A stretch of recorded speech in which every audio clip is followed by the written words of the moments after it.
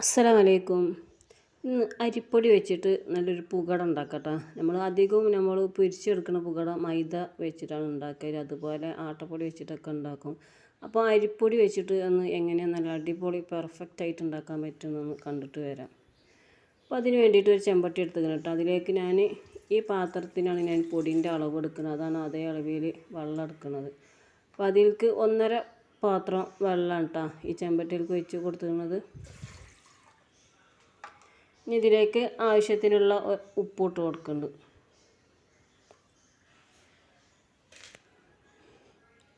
ഇതൊന്നേ ഗ്യാസുമ്മ വെച്ചിട്ടൊന്ന് ആ വെള്ളം ഒന്ന് തിളപ്പിച്ചെടുക്കണം. നമ്മൾ സാദാ പൊടി വാട്ടം എടുക്കൂലേ, അതേപോലെ വെള്ളം ഒന്ന് തിളപ്പിച്ചെടുക്കാം. അപ്പോൾ വെള്ളമൊക്കെ ഒന്ന് നന്നായി തിളച്ച് വന്നിരിക്കണം. അപ്പോൾ ഒരു പാത്രത്തിൽ അരിപ്പൊടിയാണ് കേട്ടോ, അതിൻ്റെ പകുതി മൈദാൻ്റെ പൊടിയാണത്. അപ്പോൾ ആ അരിപ്പൊടി മാത്രമാകുമ്പോൾ നമ്മളിങ്ങനെ മടക്കുമ്പോൾ ചിലപ്പോൾ പൊട്ടൽ വരും. അതിന് വേണ്ടിയിട്ടാണ് അതിൻ്റെ അരപ്പാത്രം മൈദ എടുത്തിട്ടുള്ളത്. ഇനി അതിലേക്ക് അരിപ്പൊടി ഒന്ന് ഫുള്ളായിട്ട് ഇട്ട് കൊടുത്തിക്കണം. ഇതൊന്ന് ഞാൻ സ്പൂൺ വെച്ചിട്ടാണ് ഇതൊന്ന് ഇളക്കി കൊടുക്കുന്നത്.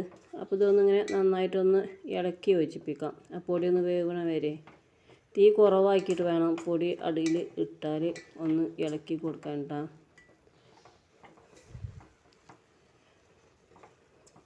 അപ്പോൾ ഇതിൽ കുറച്ചൊരു വെള്ളം കൂടുതലുമായി തോന്നും. അത് മൈദപ്പൊടി ഇട്ടാൽ വെള്ളം കറക്റ്റ് ആയിക്കോട്ടെ. ഇതിലേക്ക് ആ കറക്റ്റുള്ള വെള്ളം പൊടിൻ്റെ അളവാണ് ഞാൻ എടുത്തിരിക്കുന്നത്. അപ്പോൾ തീ ഒന്ന് ഓഫാക്കിയതിന് ശേഷമാണ് ഇതിലേക്ക് മൈദപ്പൊടി ഇട്ട് കൊടുക്കുന്നത്. ഇനി ഇത് നന്നായിട്ടൊന്ന് ഇളക്കി യോജിപ്പിക്കട്ടോ. ഞാൻ ഗ്യാസുമ്മന്ന് ഒന്ന് ഇറക്കി കൊടുത്തിട്ടേ നന്നായിട്ടൊന്ന് മിക്സ് ചെയ്തെടുത്തതാണ്. ആ മൈദപ്പൊടി എല്ലാ ഭാഗമൊക്കെ ഒന്ന് തട്ടുന്ന വിധത്തിലേ. അപ്പോൾ അതിൻ്റെ വെള്ളമൊക്കെ നല്ല കറക്റ്റ് അളവാണ് കേട്ടോ. നല്ല ചൂടുണ്ട്. അപ്പോൾ വേഗം പൊടി അതിൽ തന്നെ ഇട്ടതാണ്, കൈ പൊള്ളിയപ്പോൾ. അപ്പോൾ അതിൽ നിന്ന് ഞാനിനി ഒരു പാത്രത്തിലേക്ക് ഒരു വലിയൊരു പ്ലേറ്റിലേക്ക് ഞാൻ കുറച്ചൊന്ന് ചൂടാറാൻ വേണ്ടിയിട്ട് ഒന്ന് ഇട്ട് കൊടുത്തിക്കണം. നന്നായിട്ട് അങ്ങോട്ട് ചൂടാറരുത് കേട്ടോ. നമ്മളിപ്പോൾ അരിപ്പൊടിയാണെങ്കിൽ നമ്മൾ അത് ചാമ്പി എടുക്കാൻ വേണ്ടി നന്നായിട്ട് ചൂടാറാൻ കാത്തു നിൽക്കരുത്. ചൂട് കൊടുക്കാൻ തന്നെ കൈ പൊള്ളാത്ത വിധത്തിലുള്ള ഒരു ചൂടുണ്ടാവുമല്ലോ, ആ ചൂടിൽ തന്നെ അത് നന്നായിട്ടൊന്ന് കുഴച്ച് ചാമ്പി എടുക്കണം. അപ്പോൾ നമുക്ക് കറക്റ്റിലുള്ള ഒരു ഇതായി കിട്ടുള്ളൂ പൊടി. അപ്പോൾ അതൊക്കെ ഒന്ന് നന്നായി ചാമ്പി എടുക്കുന്നുണ്ട് കേട്ടോ. ഇതിലേക്ക് പച്ചവെള്ളം ഒഴിച്ച് നമ്മൾ സാധാ പൊടിയൊക്കെ ചാമ്പി എടുക്കൂലേ പത്തിരിക്ക്, അതേപോലെ തന്നെ. അപ്പോൾ അതൊക്കെ ഒന്ന് നന്നായി ചാമ്പി കറക്റ്റ് ആയി വന്നിക്കണം. ഇതുപോലെ ചെറിയ നമ്മൾ പത്തിരിൻ്റെ അതേ അളവിലുള്ള ഉരുളകളാക്കി എടുത്തിക്കണം. ഇനി അതൊന്ന് മാറ്റി വെച്ചിട്ടേ അതിലേക്ക് ഞാനൊരു തേങ്ങ ചിരകി എടുത്തതാണ്. അതിലേക്ക് 4 ഏലക്കായ ഒന്ന് ചതച്ചിട്ട് കൊടുക്കുന്നുണ്ട്. പിന്നെ ഇതിലേക്ക് ആവശ്യത്തിനുള്ള പഞ്ചസാര ഇട്ട് കൊടുക്കുന്നുണ്ട്. നിങ്ങൾക്ക് പഞ്ചസാരൻ്റെ അതിലേക്ക് ശർക്കര വേണമെങ്കിൽ അതൊന്ന് പൊടിച്ചിട്ട് ഇതുപോലെ ഇട്ട് കൊടുത്താൽ മതി കേട്ടോ. പഞ്ചസാരൻ്റെ അളവൊന്നും ഞാൻ പറഞ്ഞില്ല, അതൊക്കെ നമ്മൾ മധുരത്തിന് അനുസരിച്ചിട്ട് ഇട്ട് കൊടുത്താൽ മതി. എന്നിട്ട് ഇതുപോലെ കൈ വെച്ചിട്ട് നന്നായിട്ടൊന്നും ഇങ്ങോട്ട് മിക്സ് ചെയ്തെടുക്കണം കേട്ടോ. ആ പഞ്ചസാരൊക്കെ എല്ലാന്നുണ്ടെങ്കിൽ നമുക്കൊന്ന് അടുപ്പത്ത് വെച്ചിട്ട് ഒന്ന് വിളയിച്ചെടുക്കുമല്ലോ, അതുപോലെ ചെയ്താൽ മതി. അപ്പോൾ ആ വെള്ളത്തിൻ്റെ അംശമൊന്നും ഉണ്ടാവില്ല തേങ്ങാപ്പാലിൻ്റെ. അപ്പോൾ ഒന്നും പോലെ ടേസ്റ്റ് കൂടുകയേ ചെയ്യുള്ളൂ. അപ്പോൾ അതൊക്കെ ഒന്ന് മാറ്റി വെച്ചതിന് ശേഷം ആണ് ഇത് ഞാൻ പ്രസ്സാണ് കേട്ടോ. ഇതിൻ്റെ ഞങ്ങൾ പോളിഷ് ഒന്ന് പോയ കാരണം ഞാൻ ഇതിൻ്റെ കവറൊന്ന് ഇട്ട് കൊടുത്തതാണ് അടിയിലും മുകളിലും ഇങ്ങനെ ഒട്ടി പിടിക്കാതിരിക്കാൻ വേണ്ടിയിട്ട്. അപ്പോൾ നമ്മൾ സാധാ പത്തിരിയൊക്കെ ഒന്ന് പരത്തുന്ന പോലെ തന്നെ ആ പ്രസ്സും ഒരു ഉണ്ട വെച്ചിട്ടൊന്ന് അമർത്തി കൊടുത്തതാണ്. നല്ല നൈസ് രൂപത്തിലാക്കി വരരുത് കേട്ടോ. ഒരു ചെറിയൊരു പത്തിരിയാക്കി കിട്ടിയാൽ മതി. എന്നിട്ട് ഇതുപോലെ ഇതിൻ്റെ അച്ചി ഉണ്ടാവില്ല, പുകടൻ്റെ അച്ചി, അതിലേക്ക് ആ ഓരോ പത്തിരി ഞാൻ വെച്ച് കൊടുക്കുന്നുണ്ട്. എന്നിട്ട് ഇനി ഇതിൻ്റെ മുകളിലായിട്ട് ഓരോ സ്പൂൺ വെച്ച് തേങ്ങ ഇട്ട് കൊടുത്താൽ മതി.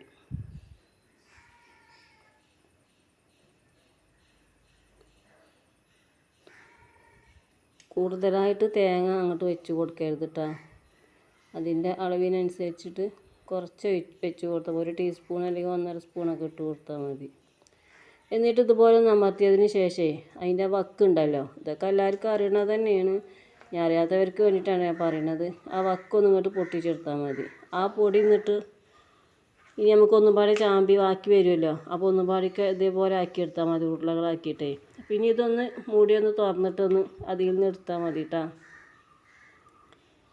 ശരിക്കും ഇനിയിപ്പോൾ ഈ പുകടൻ്റെ അച്ചില്ലാത്തവർക്ക് അത് അങ്ങനെ സാധാരണ നമ്മൾ കൈ വെച്ച് അമർത്തിയിട്ടൊന്ന് വക്കൊന്ന് ഒട്ടിച്ച് കൊടുത്താലും മതി കേട്ടോ. അപ്പോൾ അതുപോലെ ബാക്കിയുള്ളതും ഞാനൊന്നിങ്ങനെ ചെയ്തെടുക്കുന്നുണ്ട്.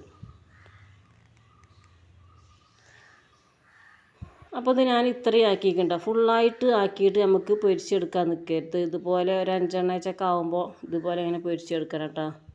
അല്ലെങ്കിൽ ഒന്നാകെ ഉണ്ടാകുമ്പോൾ ആ പഞ്ചസാര സീറ ഇതായി വരും, അത് കാരണം. അപ്പോൾ വെളിച്ചെണ്ണയൊക്കെ ഒന്ന് ചൂടായതിന് ശേഷം ഇനി ഞാൻ അതിൽ 3 എണ്ണം വെച്ചിട്ട് ഇങ്ങനെ ഇട്ട് പൊരിച്ചെടുക്കുന്നുണ്ട് കേട്ടോ.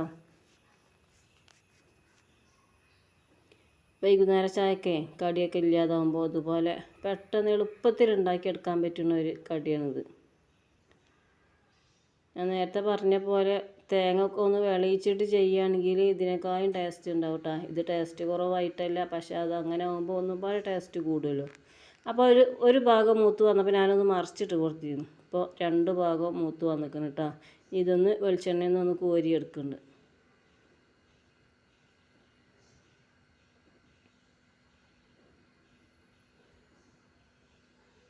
ഇനി ഇതുപോലെ ബാക്കിയുള്ളതും ഒന്ന് പൊരിച്ചെടുക്കട്ടോ.